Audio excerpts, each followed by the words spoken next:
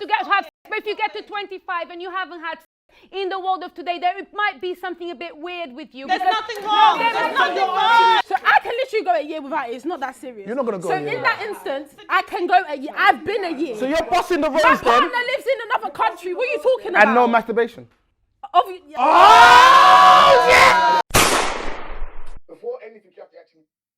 Wait, let's pause it there. Yo. Well, go on. This is our last minute one. Your barber's not in. Pato, when I catch you, anyway, before I even say anything, hopefully everything is okay. I hope the family's fine, everybody's cool. Your trip to Ghana better have been an emergency. Because if not, me and you are going to have a problem. Although even though I love my bucket hat, I like my trims. What you saying? Got me wearing a bucket hat. This is some serious... It suits you though, I can't even lie to you. Nah, I was feeling myself when I put it on. But yesterday's episode, it was about SE. Nah, it was all right. I think yesterday's episode was a proper good one. It was one of them nice kind of good combos that we had. Apart from Ashley and Rich is having a little moment. Can it, because, bro, you're nothing special. I thought you said you're not emotional. You didn't get physical. That's the most important thing. No, man, it didn't get physical. But Ashley could get you to that level if you. Oh, she's got a mouthpiece on her. Her mouth is fire. You know, she can rattle anyone's cage. She's good at that. I don't even think she knows she's doing it. You know what I'm saying? AC boy, lower that volume, please. My bad. Yeah, got childcare issues. Daddy didn't care. Yeah, No, be like no. that. Well, it's not actually an issue, to be fair. I want my son with me, so let me rephrase that. Yeah, but yeah, no, she definitely triggered man. But Yeah. I was kind of shocked because I was thinking to myself, like, actually, even let me ask you, did you actually hear her say your mum? Nah, I thought she said something about you're a bum. Okay. Like, do you know what I mean? You're a bum. Like, that's what I thought I heard her say. I didn't, but after when it said mum, I was thinking, what's mum got to do with this? And I still didn't get what she said. It was later on when I watched it, I thought, oh, she said your mum. I thought that was going back to the episode that we did. Like, come on, this was in school. You touched my mum. No, you know what it was? Back in the day, you had to ask, what? So you said my mum, yeah? Just to make sure. He definitely wasn't having it, boy. He definitely wasn't having it. Yeah, he wasn't happy about that. Richard wasn't happy about that. But of course, she should have said his mum. I don't think she meant it in that kind of way. I think she was being snappy, innit? She was being snappy. It wasn't malicious. She doesn't. In the time I've spent with her, I've never got malicious kind of vibes from her. She's just snappy, innit? So if you know you don't want the smoke, don't come for her in that way. Same way with China. I say to people all the time, if you know you don't want someone to tap that message 100 miles an hour, don't come for China. He's an assassin. Don't come for him, you know. There's certain people you just leave alone. You're better off coming for me. At least then, listen, you're probably going to win because, like, fam, I can't keep up with typing that. I've got so much work to do, so I'm real like, oh, what do you want to do? Well, the topic of the episode was, I don't know, I'm going to summarize it because I've even forgotten myself. We changed the topic so many times. Oh, That's like when you trust asked me what was the question, I'm like, I ain't gonna lie to you, I don't even remember the question because we changed the question so many times. There was a few questions that were thrown Yeah, by. Like, if you you know had what I'm started it in the middle, you would have thought the topic was about something else. Do you get what I'm saying? But I think it started off along the lines of, I've been with my partner and I've not actually climaxed before. That was it. He's a great dude, da-da-da-da-da. Now, obviously, we're talking about marriage and stuff like that. How important do you think it is for a woman to enjoy herself sexually for a relationship to be good? Or is it like something that you think is important before you get to that stage? I think it's important before you even get to that stage. I'm not gonna lie to you. But you know what's so crazy? No, not crazy, sorry. What's amazing is that historically speaking, that's how it was. It's that you didn't actually know how good someone was in bed because you wasn't supposed to do it. You're both supposed to be virgins, and your sexual journey is supposed to kind of go in that form where you're both experiencing new things together.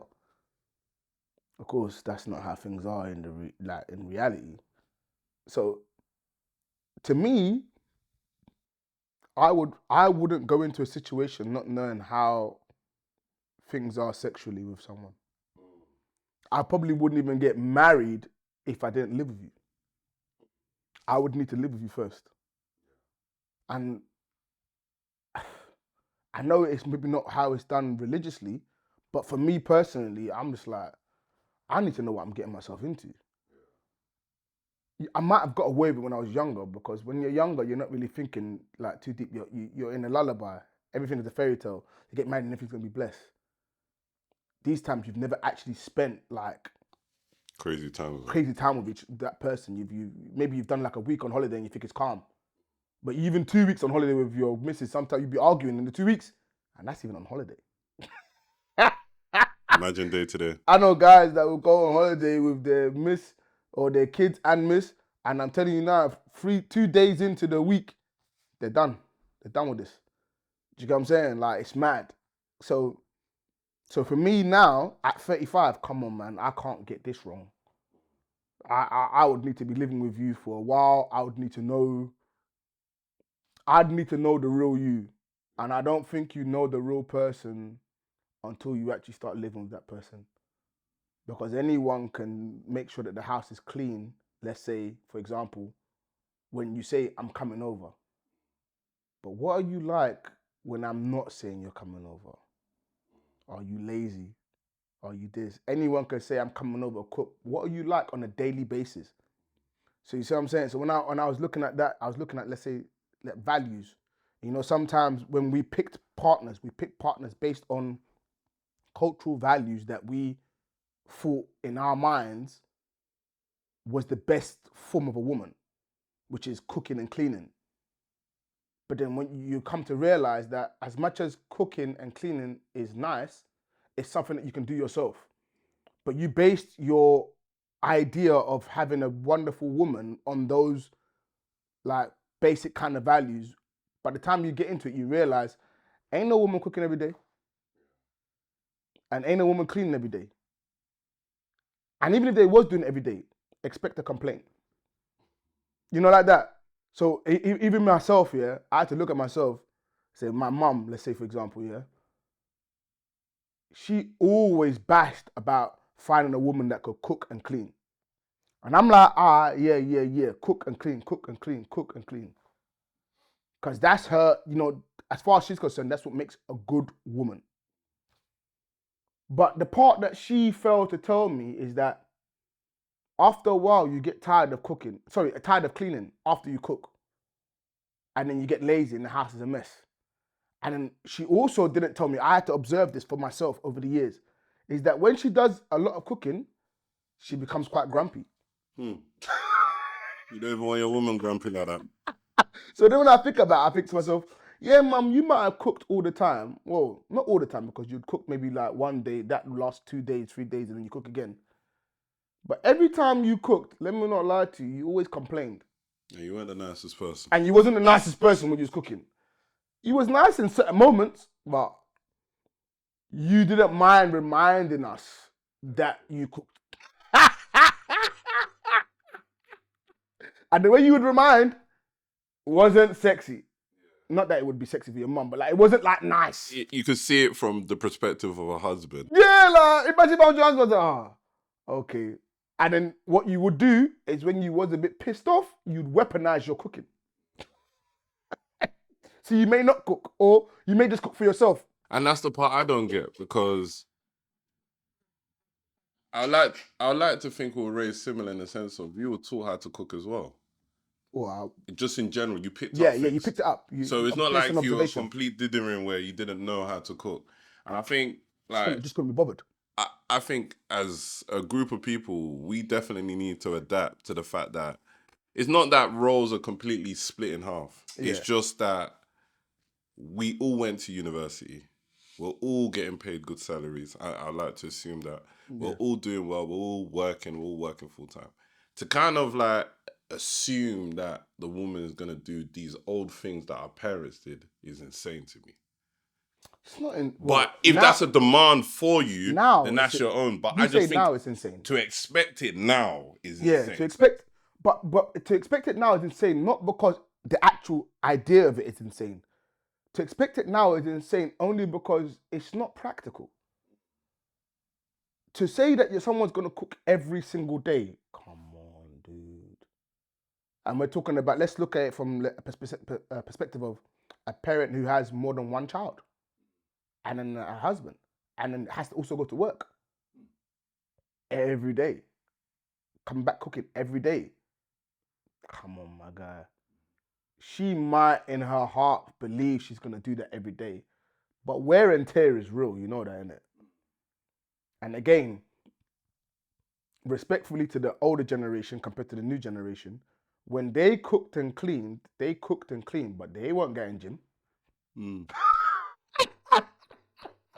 So they weren't trying to keep up with the sexy.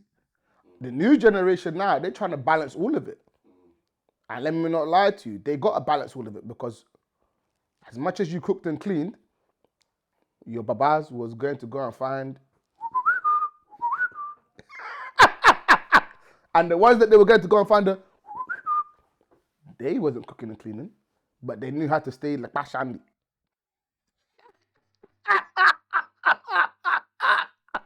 So, you know, for your cooking and cleaning, what you got was making sure that when the party comes, we both wear the same Ankara.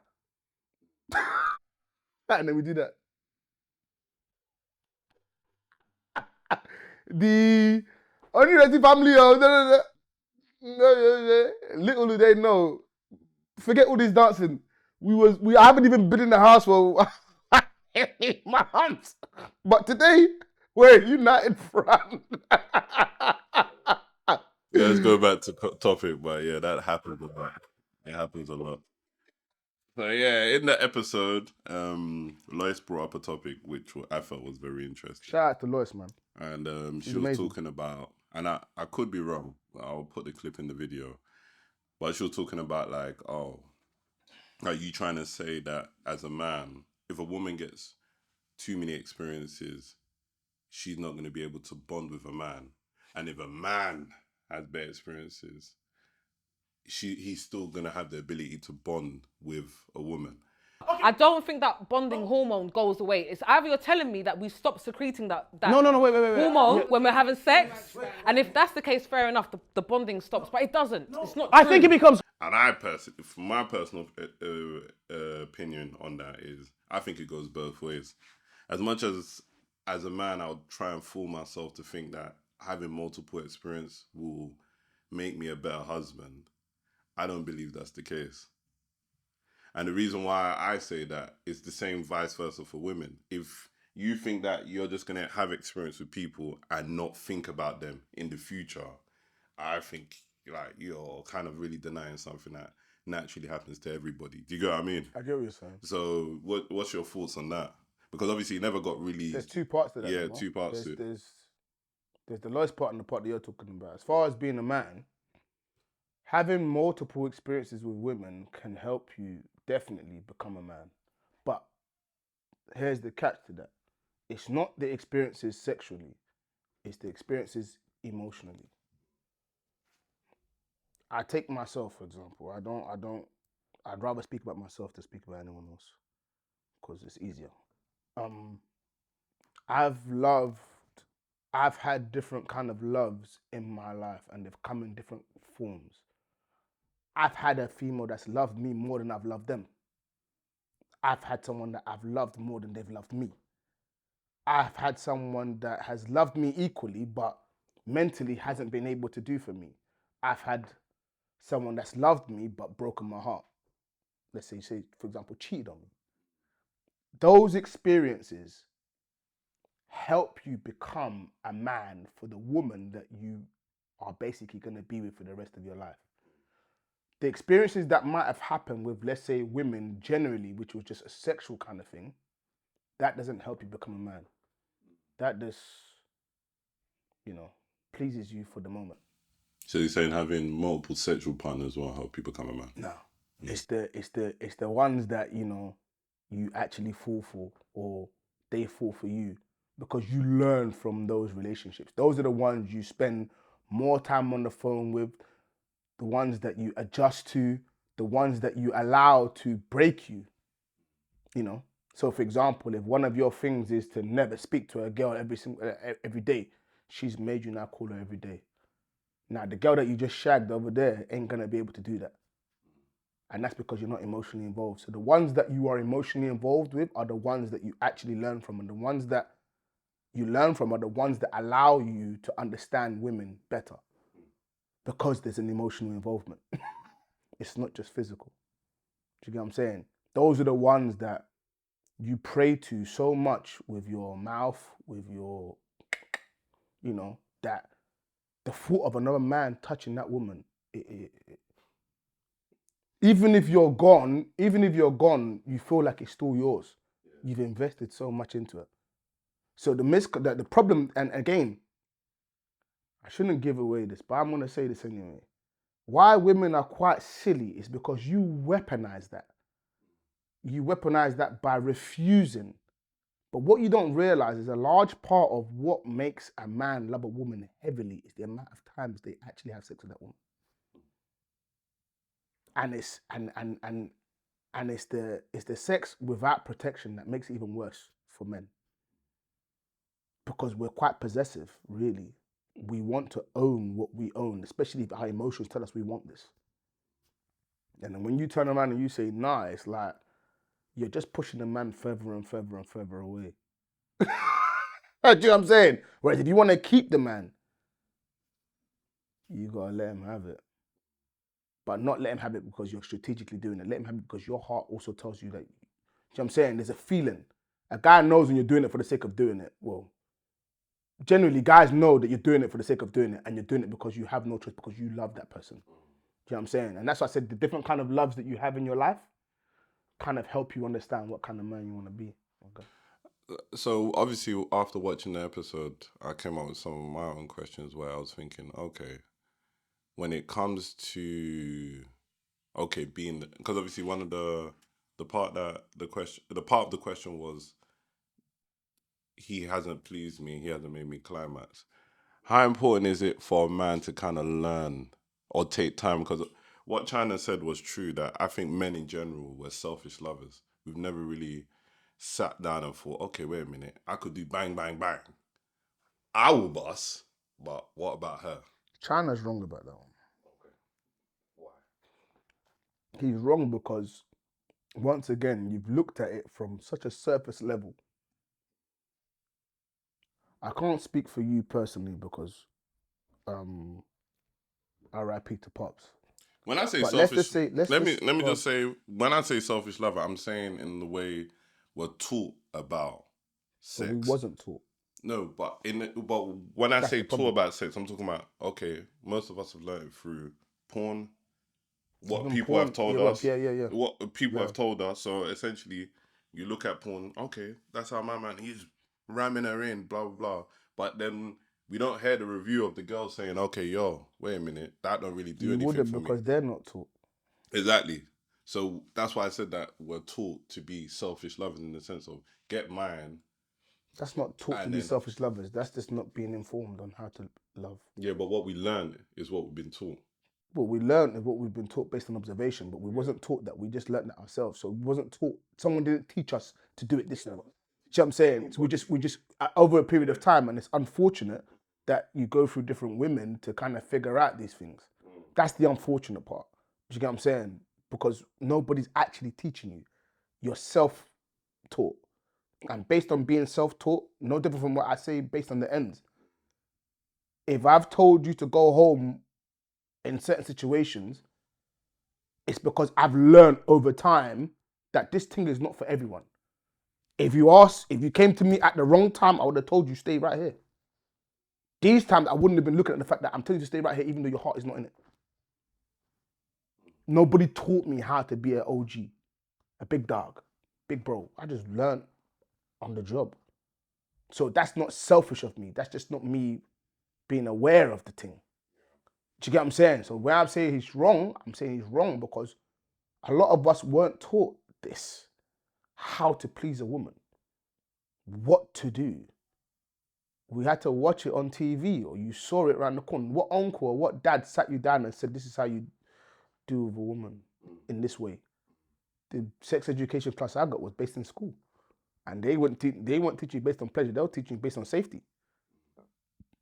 Who knew about a clit and you're young? What do you know about that? Did the girls even know? Which mums are teaching them about their clit? All that sexualized behavior, in actual fact, even if they did teach their kids that, it's a bit dangerous at such a young age. Why are you teaching them all of this?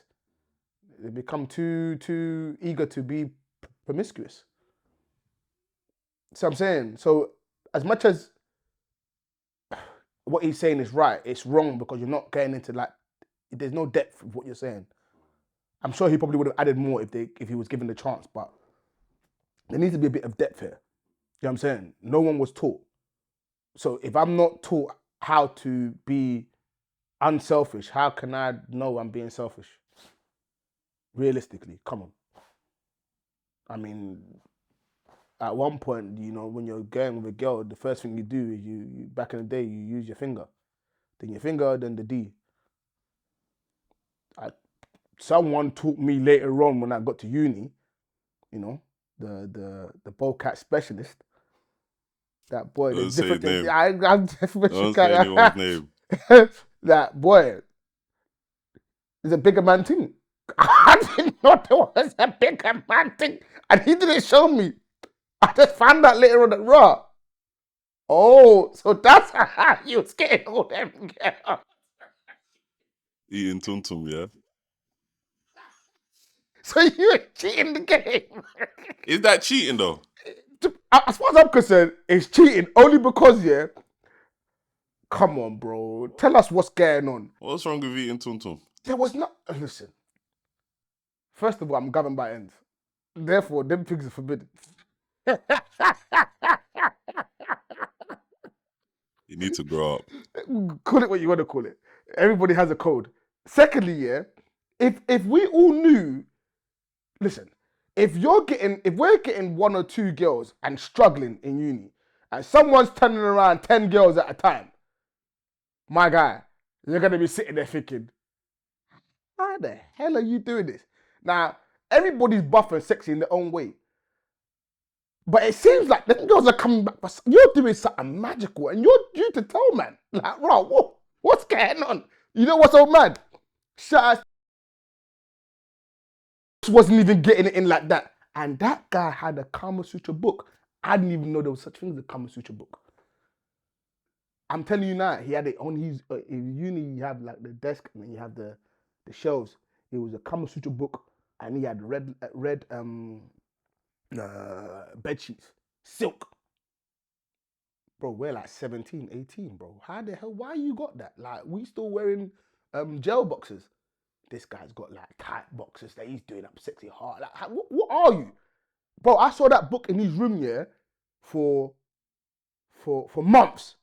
Only when he was in the toilet taking doing number 2, that I thought to myself, what the hell is this damn book that's standing there in the middle of the room right away? I just picked up and looked at it. No way. It's a sex book. It teaches you how to please women. That by the time you come to twice, I said, fam,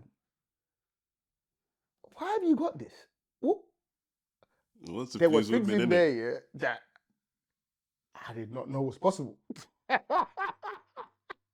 know what I'm saying? So again, at least he was trying to learn how to be a sex demon. Some guys already knew what to do to get your girl, and boy, they were doing the thing, and let me not lie, the girls were going back. So why would they come for someone that's going to be doing that with your finger, and then see when you've got someone sloppy toppy in the thing? It must have been magical for them.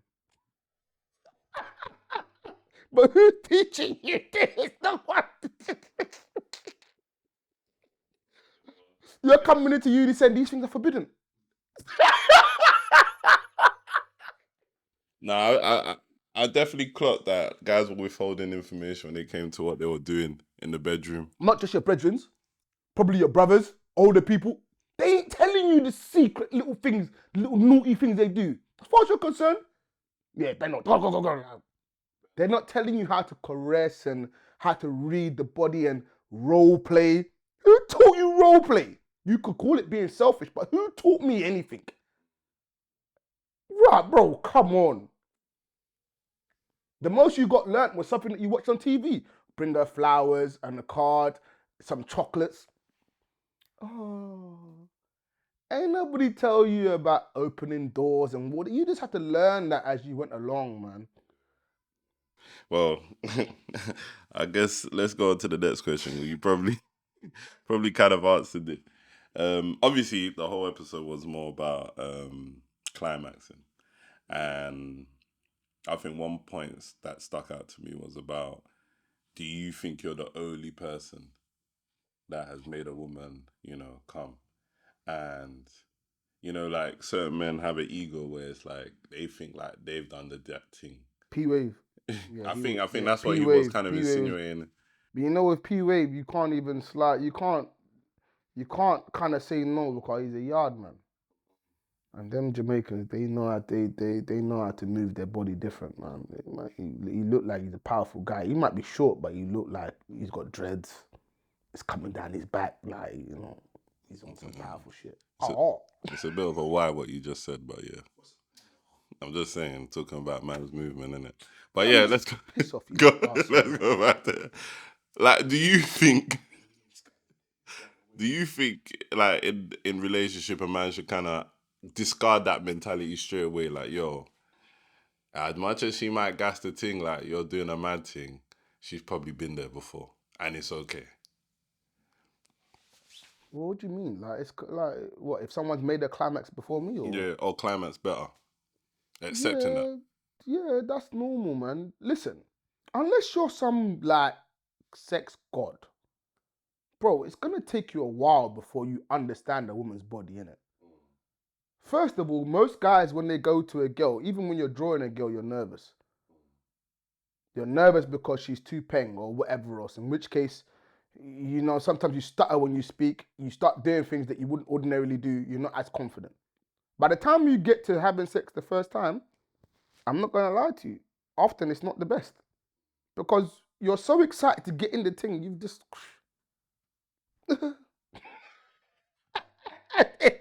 and you want to hold it, but sometimes it's just like, man, I visualize this thing so much.